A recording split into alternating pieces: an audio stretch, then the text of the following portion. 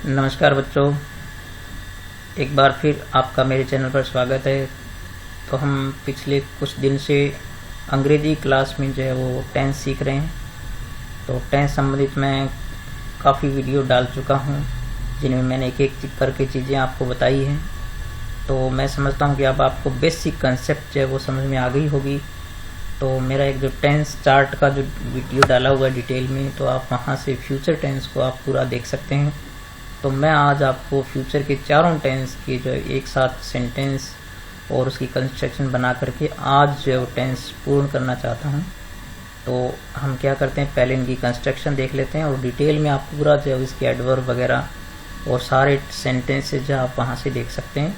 मेरा जो टेंस वाला वीडियो है जिसमें टेंस चार्ट पूरा डाला हुआ है, तो आप वहाँ से डिटेल देख सकते हैं। और मैं समझता हूँ कि आपने अपनी नोटबुक में उनको नोट भी कर लिया होगा। तो आप अगर सीखना चाहते हैं तो आपने ज़रूर जो है वो उनको नोट किया होगा।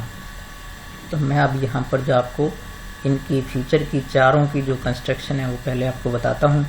जैसे फ्यूचर सिंपल टेंस होता है बच्चों, तो सबसे पहले एफर्मेटिव सेंटेंस यदि किसी भी टेंस का है तो उसमें पहले सब्जेक्ट होता है बच्चों। इसमें जो हेल्पिंग वर्ब होती है वो शैल या विल ही होती है, ठीक है। और इसके बाद यहाँ पर वर्ब की फर्स्ट फॉर्म होती है प्लस ऑब्जेक्ट प्लस एटसेट्रा। तो ये कंस्ट्रक्शन होती है फ्यूचर सिंपल की, ठीक है। तो इसमें हेल्पिंग वर्ब होगी शैल विल। तो निगेटिव बनाएंगे तो इसके बाद नोट लगाएंगे। और शैल और विल का प्रयोग कहाँ करते हैं ये मैं आपको यहाँ पर लिख देता हूँ। तो आप बस एक छोटी सी बात याद रखेंगे कि शैल का प्रयोग करते हैं आई और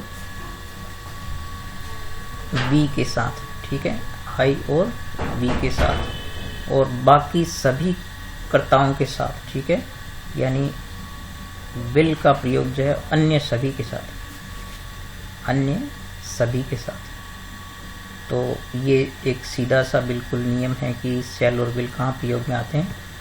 तो ये जो है इनकी सामान्य सी पहचान है किसके साथ किसका प्रयोग करते हैं। और फिर बच्चों फ्यूचर कंटिन्यूस की बात करें, यानी जो फ्यूचर में जो घटनाएं कंटिन्यूस होगी, जो जारी रहेगी, तो वो कंटिन्यूस टेंस होगा। तो वर्ब में आईएनजी आएगी। तो सबसे पहले सब्जेक्ट होगा एफर्मेटिव सेंटेंस में, फिर शैल या विल वो कर्ता के अनुसार आएगा। और प्लस में बच्चों यहाँ पर लगता है बी, जो वर्ब का पार्ट होता है। हेल्पिंग वर्ब नहीं होती है, helping verb shell will he होती है। और वर्ब की फर्स्ट फॉर्म के साथ आप क्या जोड़ेंगे, ING, और प्लस में ऑब्जेक्ट, और प्लस में हो जाएगा एटसेट्रा, कुछ भी हो तो वो। और फिर हम बात करेंगे फ्यूचर परफेक्ट की, यानी जो फ्यूचर में किसी समय जो कार्य पूर्ण हो चुके होंगे तो उनको हम फ्यूचर परफेक्ट में लेंगे बच्चों। तो फ्यूचर परफेक्ट में जो है वो एफर्मेटिव सेंटेंस की कंस्ट्रक्शन को देखें तो आप जानते हैं कि सबसे पहले सब्जेक्ट ही आता है, फिर इसमें आएगी शैल या विल, हेल्पिंग वर्ब होगी इसकी शैल या विल, प्लस इसमें आएगा बच्चों हैव, जो वर्ब का पार्ट होता है। हेल्पिंग वर्ब इसमें शैल विल ही होती है। और परफेक्ट है तो आपको पता है कि वर्ब की थर्ड फॉर्म आनी है, प्लस ऑब्जेक्ट प्लस वर्ब की प्लस एटसेट्रा, ठीक है। तो ये कंस्ट्रक्शन हो गई फ्यूचर परफेक्ट की। अब फ्यूचर परफेक्ट कंटिन्यूस टेंस है, तो जो फ्यूचर परफेक्ट कंटिन्यूस टेंस होंगे यानी भविष्य में किसी समय से जो कार्य चल रहे होंगे वो फ्यूचर परफेक्ट कंटिन्यूस टेंस हो जाएंगे। तो उसमें बच्चों सबसे पहले आएगा सब्जेक्ट प्लस हेल्पिंग वर्ब के रूप में क्या आता है, शैल या विल ही होता है। तो शैल या विल आएगा, प्लस बच्चों यहाँ पर आएगा हैव, जो वर्ब का ही पार्ट होता है। फिर इसमें जोड़ते हैं बीन, और फिर कंटिन्यूस है इसलिए वर्ब की फर्स्ट फॉर्म के साथ आप क्या जोड़ेंगे, ING प्लस ऑब्जेक्ट होगा प्लस एटसेट्रा। तो ये एफर्मेटिव कंस्ट्रक्शन थी। अब आप जानते हैं कि जब निगेटिव बनाते हैं तो हेल्पिंग वर्ब के बाद क्या आ जाता है, नोट आ जाता है। तो यदि आपके पास कोई निगेटिव सेंटेंस है तो हेल्पिंग वर्ब, यानी हेल्पिंग वर्ब इसमें क्या है, शैल या विल है। तो इसके बाद आप क्या लगा देंगे, नोट, तो वो निगेटिव बन जाएगा। और यदि सब्जेक्ट से पहले क्या लिख देंगे आप, ठीक है, यहाँ पर शैल या विल लिख देंगे तो वो वाक्य किसमें बदल जाएगा, इंटरोगेटिव में। और क्वेश्चन होता है तो बच्चों क्वेश्चन में क्या होता है, WH वर्ड होता है प्लस शैल या विल हो जाएगा, ठीक है। फिर सब्जेक्ट हो गया, फिर आगे वाक्य जो है बाकी वर्ब जो भी है जिस टेंस की उसी हिसाब से। तो ये जो है इसकी कंस्ट्रक्शन। अब हम कुछ वाक्यों को जब ट्रांसलेट करेंगे तो मैं आपको और बताऊंगा कि किस प्रकार का वाक्य हो, तो उसको कैसे पहचान करके और उनको ट्रांसलेट करेंगे। तो एक बार मैं आपको यहाँ पर आपको वापस स्मरण करा देता हूँ कि किस प्रकार से आप टेंस आइडेंटिफाई करें। तो मैं आपको कई बार बता चुका हूँ कि जब भी आप कोई वाक्य ट्रांसलेट करें तो सबसे पहले टेंस पता लगाएं। नंबर 2, आप ये देखें कि एक्टिविटी कौन सी है, यानी एफर्म, ये इंडेफिनिट है, सिंपल है, कंटिन्यूस है, परफेक्ट है, जो भी है। और तीसरे नंबर पर आप क्या देखें कि सेंटेंस किस प्रकार का है, एफर्मेटिव है, निगेटिव है, जो भी है। फिर नंबर 4 पर आप क्या देखें, इसका पैटर्न यानी उसका सूत्र देखें और फिर उसको ट्रांसलेट करें। तो ये इस तरीके से आप चलेंगे तो आपका वाक्य कभी गलत नहीं होगा। तो अब हम चलते हैं, कुछ वाक्यों को ट्रांसलेट करते हैं।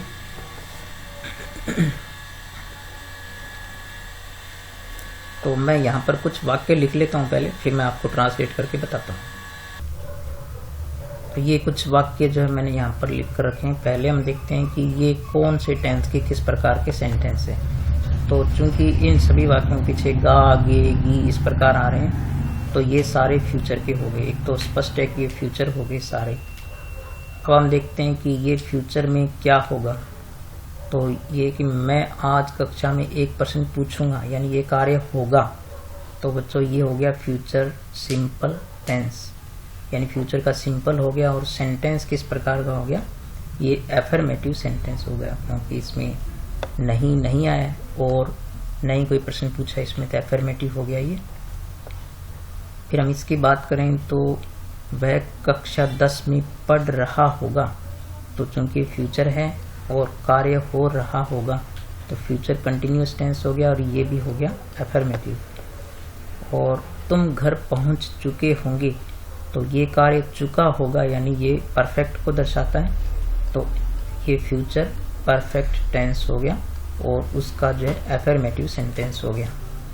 और वे 1 घंटे से तुम्हारा इंतजार कर रहे होंगे। तो देखो यहाँ पर कार्य हो भी रहा होगा और 1 घंटे से हो रहा होगा, तो ये हो जाता है फ्यूचर परफेक्ट कंटिन्यूअस टेंस में। और उसका भी कौन सा वाक्य है, ये एफर्मेटिव है। और फिर हम देखते हैं क्या अध्यापक आज तुमसे यह प्रश्न पूछेगा। तो ये देखो क्या से शुरू हो रहा है, तो इंटरोगेटिव हो गया, किसका, पूछेगा, यानी ये कार्य होगा। तो ये फ्यूचर सिंपल टेंस का हो गया और इंटरोगेटिव सेंटेंस हो गया, ठीक है। तो अब हम इनको एक एक करके ट्रांसलेट करते हैं। देखो किस प्रकार से। तो मैं आज कक्षा में एक प्रश्न पूछूंगा। तो देखो इसमें आपके पास है सब्जेक्ट आई, ठीक है, आई के साथ लगाते हैं शैल, आई शैल। और फिर है कि प्रश्न पूछूंगा, यानी पूछना, इसमें वर्ब हो गई। तो आई शैल आस्क। तो ये आस्क की फर्स्ट फॉर्म ही आएगी, क्योंकि शैल विल के बाद जो इंडेफिनिट होता है या सिंपल होता है उसमें फर्स्ट फॉर्म आती है। तो आई शैल आस्क, क्या पूछूंगा, एक प्रश्न, आई शैल आस्क ए क्वेश्चन, ठीक है, आई शैल आस्क ए क्वेश्चन। अब कहाँ पूछूंगा, इन द क्लास। तो ये हो गया एटसेट्रा, इन द क्लास। तो इस प्रकार से आप इस वाक्य को ट्रांसलेट कर सकते हैं। बस आपको कंस्ट्रक्शन थोड़ी ध्यान में होनी चाहिए, सूत्र ध्यान में होना चाहिए। वह कक्षा 10 में पढ़ रहा होगा। तो बच्चों इसमें सब्जेक्ट हो गया ही, और आप जानते हैं कि ही के साथ क्या आता है, विल आता है। तो ही विल, और चूंकि कंटिन्यूअस है तो बी लगाएंगे फिर इसमें। तो ही विल बी, और पढ़ रहा होगा यानी अध्ययन कर रहा होगा। तो स्टडी आएगा, स्टडी में क्या लग जाएगा, ING। तो he will be studying in 10th class, ठीक है। तो इस प्रकार से ये वाक्य बन सकते हैं। कंटिन्यूअस का हो गया। फिर तुम घर पहुंच चुके होंगे। तो पहुंच चुके होंगे यानी ये परफेक्ट को दर्शाता है। तो तुम यानी यहाँ पर होगा यू, और यू के साथ भी क्या आता है, विल आता है। तो यू विल, और परफेक्ट में फिर हैव लगाते हैं शैल विल के बाद। और वर्ब की थर्ड फॉर्म होती है, तो रीच मीन्स होता है पहुंचना। तो रीच की थर्ड फॉर्म क्या होती है, रीच्ड। तो you will have reached home, ठीक है। होम से पहले टू नहीं लगाते हैं, तो इसके सीधा होम ही लिखेंगे हम यहाँ पर। अब हमारे पास ये वाक्य, वे 1 घंटे से तुम्हारा इंतजार कर रहे होंगे, तो वे की इंग्लिश होगी दे, और दे के साथ भी क्या आता है, विल ही आता है। दे विल और फिर लगाएंगे हैव और फिर बीन लगाएंगे, क्योंकि ये परफेक्ट कंटिन्यूस टेंस है। तो दे विल हैव बीन, और चूंकि कंटिन्यूस है तो वर्ब में क्या आएगी, आईएनजी आएगी। तो दे विल हैव बीन। देखो इसकी इंतजार करना की इंग्लिश क्या होती है, वेट होती है। तो वेट में हम क्या लगा देंगे, आईएनजी। तो they will have been waiting, अब तुम्हारा इंतजार कर रहे हैं तो वेटिंग यू, और चूंकि 1 घंटे की अवधि हो गई इसलिए फॉर लगाएंगे। तो they will have been waiting you for an hour, ठीक है, घंटे से पहले एन आवर लगाएंगे, एन लगाएंगे क्योंकि इसमें वॉवल की साउंड आती है। तो इस प्रकार से परफेक्ट कंटिन्यूस टेंस का हो गया वाक्य। फिर क्या अध्यापक आज तुमसे एक प्रश्न पूछेगा, तो देखो यहाँ पर ये फ्यूचर सिंपल हो गया और इंटरोगेटिव हो गया, तो इसमें शैल विल आ गया। तो शैल विल आता है सब्जेक्ट के अनुसार, तो टीचर के साथ क्या आएगा, विल आएगा, क्योंकि आई और वी के साथ ही शैल आता है। तो विल द टीचर। अब देखो यहाँ पर वर्ब क्या है इसमें, पूछना। तो विल द टीचर आस्क, और किससे पूछेगा, तुमसे। तो ये ऑब्जेक्ट हो गया, will the teacher ask you. अब एक प्रश्न पूछेगा तो हम लिख देंगे ए क्वेश्चन, ठीक है। इसमें डबल ऑब्जेक्ट है, तो इसमें पहले जब इनडायरेक्ट ऑब्जेक्ट आता है फिर डायरेक्ट ऑब्जेक्ट आता है, और फिर कब पूछेंगे, टुडे। तो लास्ट में हम लिख देंगे समय सूचक शब्द है जो टुडे। तो इस प्रकार आपने देखा कि ये फ्यूचर के जो वाक्य हैं वो इस प्रकार से बनाए जा सकते हैं। अब यदि इनके निगेटिव होंगे, तो जैसे मैं आज कक्षा में एक प्रश्न नहीं पूछूंगा, तो आई शैल नॉट हो जाएगा, यहाँ पर नोट लग जाएगा। और यही वाक्य यदि ऐसे होता है, क्या मैं आज तुमसे एक प्रश्न पूछूंगा, तो शैल आई हो जाएगा। तो इस प्रकार से इनको, क्योंकि इसमें हेल्पिंग वर्ब के रूप में सिर्फ शैल या विल ही होते हैं, तो उनके हिसाब से अफर्मेटिव, निगेटिव, इंटरोगेटिव आप क्वेश्चन बना सकते हैं। तो अब मैं आपको कुछ भिन्न भिन्न वाक्य जो अलग अलग टेंस के बना करके बताता हूँ कि किस प्रकार से हम उनको ट्रांसलेट करें। तो पहले मैं कुछ वाक्य लिखता हूँ, फिर बात करते हैं। तो ये कुछ वाक्य जो अलग अलग टेंस के भिन्न भिन्न प्रकार के सेंटेंस हैं। तो हम देखते हैं पहला वाक्य, पहले हम इनको पहचानते हैं कि कौन सी टेंस के किस प्रकार के सेंटेंस है। तो ये जो क्या से शुरू हो रहा है, तो पहली बात तो इंटरोगेटिव हो गया। और भाग लेना चाहते हो, तो ता है, ती है, ते है वाले कौन से होते हैं, प्रेजेंट सिंपल टेंस में होते हैं। तो प्रेजेंट सिंपल टेंस का क्या हो गया, ये इंटरोगेटिव हो गया।